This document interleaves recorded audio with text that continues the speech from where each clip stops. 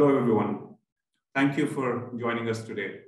We're going to talk about connected insurance for accelerating digital transformation.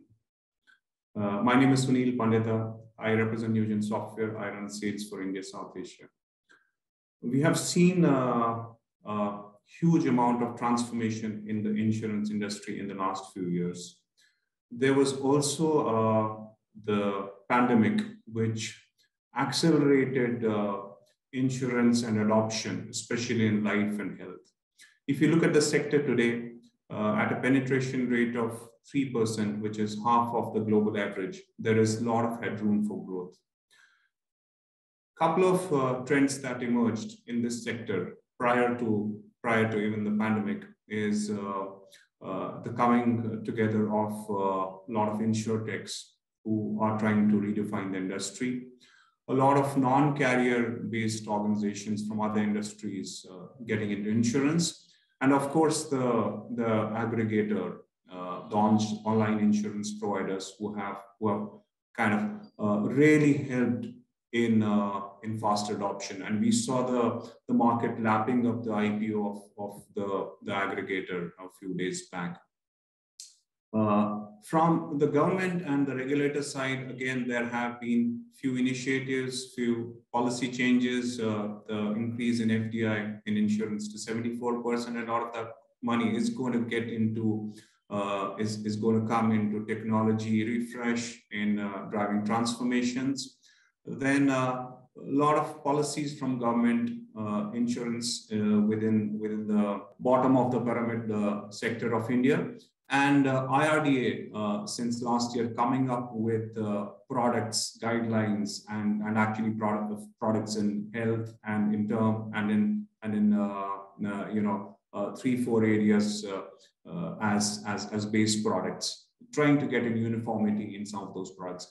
So this sector is poised for growth, and it is incumbent upon the participants in this sector to avail this opportunity. If we specifically talk about the technology aspect of the industry, there have been investments. We can talk of 2.0 from a core point of view, and some investments in workflow solutions. But if you look at industry in general, save a few outliers and the digital natives, if I may call those, save a few of those, the investments have essentially led to silos within various departments in the organizations and various functions, which really haven't helped address 4 key drivers if we look at this industry. So the first driver that we are trying to address with connected insurance is customer experience. When we talk of CX, we are also including employee experience. We are including other stakeholders, the channel partners, the insurtech. So we are including all those within the ambit of customer experience. That's a big driver for new customer acquisition, for lifetime value of customers, and a lot of such things. Product innovation is going to be key, and the ability of insurance companies to come up with products which can be delivered digitally, which can be acquired, customers can be acquired digitally with a lower cost of operations is going to be key. Operational efficiency is another big factor. Processes so far in insurance companies have been manual or semi-automated. There have been silos of documents, and it has actually led to a lot of operational inefficiencies. So this will not only help in optimizing costs, bringing down costs, increasing profitability, but will also help the organization to actually better serve their customers and contribute to experience for their customers. And finally, the compliance, both from an audit point of view and also from a statutory point of view. So those are the 4 drivers that we are trying to address with connected insurance. Now, if you look at the current state of most insurance companies, and if you look at the 3 key players, the people, process, and technology, if you look at people, you have some lead management system, but when that lead management system is supposed to talk to the underwriting system and actually ensure a straight through process, that's where we see the entire process breaking. You're not able to connect different participants in that process. From a process point of view, we still see a lot of broken processes, lot of silos prevalent within insurance companies. Investments have been made in technology, mostly in point solutions, and that's when you're trying to integrate these point solutions with other systems, that's where they fail.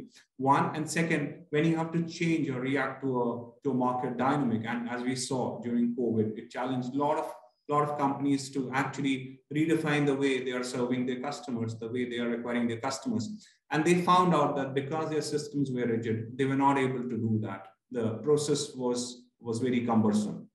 So how do we achieve a connected enterprise? We achieve that by connecting people, by connecting processes, and connecting technology. So if you're talking of connecting processes, an example, the lead management process should be tightly connected with your quotation system, with your underwriting workbench, and the entire collateral, the data documents associated with that process, with these various processes, should be available to all the participants, the people, the claimants, the agents, the back-end claim handlers, the adjudicators, should be available to them in their context. And we should be able to have a centralized communication system where information flows seamlessly. The technology should support this. Technology should also have openness, so that you have APIs which are easily which you expose, so that not only your internal systems, but you can collaborate and participate in the platform economy, as we call it, by extending your systems to talk to external constituents. So how do we achieve this connectedness? We believe there are 4 technologies which are pivotal to arriving at a connected insurance concept. These are the 6 technologies that we're going to talk about quickly. The first one being centralized communication. So communication today in insurance industry is being looked very, very differently. It is not just a batch communication, essentially in print, for information presentment. It is actually being used as a continuous exchange, a continuous dialogue with your customer over his entire life cycle, not a single event in a year where you communicate that the policy has come for renewal or there's a premium which is due. Not just for that. So when we talk of elevating communication from one-way information presentment to a bidirectional communication, which is persistent, we're talking of the ability of a system to be able to talk to various third-party systems that you see on the left-hand side, including other applications that you're using, your PAS, your claim system, your billing system, and having an intuitive interface where you can configure templates, you can then communicate with your stakeholders, your customers, your partners, your bank assurance in the channel that they desire and in the format they desire. So you could archive, you could have a print solution vendor, you send communication through WhatsApp or an email. So it allows you to have consistency across all these channels, brand, and even use this for upsell and cross-sell, not just as one-way communication. Examples of across the life cycle of right from acquiring a customer to servicing him, to a claims process, or even to the policy retirement. Across all these, there are 3 different buckets of communication. One is the structured communication, a batch communication, which you do, for example, sending a notification for a premium payment. There is the interactive communication, and there's the third is the on-demand communication, all very important. And when you do this, you have to do this at scale. You have to do it in a manner that you can both scale out and you can across various applications. The second important parameter for achieving connected insurance is AI and for contextual engagement. So AI, we can use different ways. The simplest usage of AI is to be able to sense social feeds of your customers or your prospects and action those with understanding, reading those, with context, doing sentiment analysis and taking an action on that. And your underlying BPM engine will drive that. You also need to have AI within, which will trigger a transaction in your back office. So that's another aspect of it. And third, it helps you in doing product recommendations based on customer profiles, next best action, and allows you to actually convert a prospect into customer or upsell to an existing customer. So extensive usage of AI is important for contextual engagement. This is an example of how AI is used for digital sensing by Newgen. So we monitor feeds of prospects, and we are able to read those conversations across various social channels, identify the text, identify the context, do a sentiment analysis, classify those, identify the customer, link that communication, and use our rules-based routing engine to talk to the respective department or the system and be able to take an action and serve that customer appropriately, which could be a complaint from a customer, or which could be a prospect wanting to avail a new product from you. The third, a very important from an insurance point of view, is having an enterprise grade rules engine. So we know that there are various applications that insurers use today, and quite a few of them have their own rules engine. And what happens is, if you have these different rules engines, it becomes difficult to utilize a single comprehensive rules repository across these various applications. So what a single enterprise grade rules engine, which is built on low code, does, it allows you to use the same rules engine, bring down the cost of ownership, bring down the cost of training across customer acquisition, across underwriting, and also across claims. And what is great is that even your business users can use it, and they want to be able to use a system which they can use and change quickly to respond to a market condition. And most important, it allows you to deploy these across business policies and procedures with agility. So that's where a enterprise grade rule engine comes into picture. And this is an example of how you can use the same rule engine across quotation generation, which is based on predefined rules by your broker agents external to your organization, and by your underwriting teams for starting right from a straight through, deciding a straight through or a non-straight through process, and then modifying those rules, doing premium calculation, onboarding the customer. The same rules engine can be used for claims, for acceptance, for rejection, and can be used across the entire policy servicing cycle to categorize even requests. So that's the advantage of having a robust enterprise grade rule engine across all your different processes. We discussed that workflows are an important part of insurance, the tech landscape of an insurance organization. So you have, and here we have an example of a very robust workflow built on low code, playing on both the CX layer, which is the front end process, and also the back office, the operations layer. So the example is of a customer who's approaching from a social channel and wants to discuss or wants to understand a particular product. You're able to, with your digital sensing, which works closely with the workflow, are able to sense that. Your agent connects to him, the rules engine kicks in, does a premium calculation, and there's an e-proposal sent. And before that, you also do the check of whether it's straight through or non-straight through, and the policy kit gets issued, right?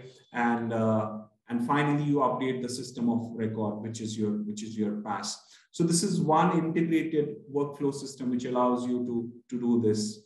We talked of components like rule engine. We talked of social sensing. We talked of workflow. Now, it is important that all these are built on a single platform, which we call the low-code platform. So this is the platform we are talking about. If you look at this platform from bottom up, you have the integration adapters, and then you have the core, which is the content piece, which also does content analytics, which stores content across your various products, across your various systems. And there is an extensive communication management layer, which I talked about in my previous slide. Then you have process components where you do the process modeling, you build a process, and you're also able to do that process analytics to better that in future. You have RPA and you have case management for exceptions. And you have a workbench where you do the UI design, you do the data modeling, you do the application design, you do the process design. And this allows you to build a robust application, which is complex process-wise, which is complex data-wise, and interact with your customer through social, web, mobile, in person, any channel. And the beauty is that this can be deployed on cloud in a containerized manner with microservices exposed. And the cloud can be hybrid, it can be on-prem, or it can be a public cloud or a hybrid cloud. The last important element of attaining a connected insurance is the robotic process management. So this is different from RPA. RPA in itself has been adopted by a few insurance companies in the last few years. And what we see now is that they are trying to figure out what do they do with so much of RPAs. Of course, there is some level of automation that they have been able to achieve. But we believe in a combination of RPA with BPM, because if you have to do exception management, that's where a BPM will kick in. And when you're looking at a process, you're looking at a process end to end so that you have visibility. You can do analysis on that process. You can derive insights, and you can also have an efficient governance process. You don't have various bots doing different things without a proper control mechanism. You can do data visualization, and you're able to have compliance for your entire end-to-end process. And this allows you to do both commercial and non-commercial bots, and allows you to work with different bot players, including Newgen from a command center and ability to design your own bots. And since you're not bound to one specific RPA player, it obviously brings down your ROI. It brings down your total cost of ownership and helps you with a better ROI. So 4-step process of RPM. The first obviously is diagnosing the process, which the underlying engine of process insights within the BPM does it. Once you have done that, you arrive at what is the optimal automation from a bot point of view you need to do, and where does the BPM kick in. So that's where you do the bot development, and you can do both commercial as well as non-commercial. Then you have a command control center where you control the entire orchestration of these bots. You manage scripts, you have a single interface, you manage the logs of these, and you have an audit trail. Again, extremely important. And finally, you have a activity monitor, which gives you various charts, which you can configure. There are some templates which already come in, which allows you to measure that effectiveness of that entire process, including that of the bots.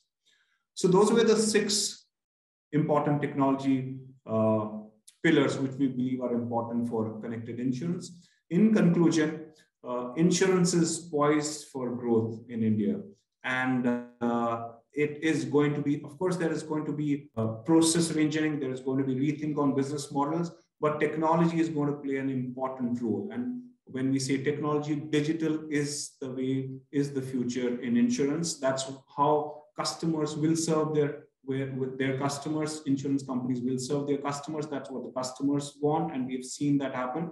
A combination of AI and RPA can obviously optimize every facet of your information, but we are essentially looking at transforming the experiences for employees, for all your stakeholders, for bank assurance, through dashboards, through a system which is built on low code, which allows you to do an enterprise grade rule engine, which has social sensing built in, which allows you to have a single content services platform, which allows you to have a centralized communication module.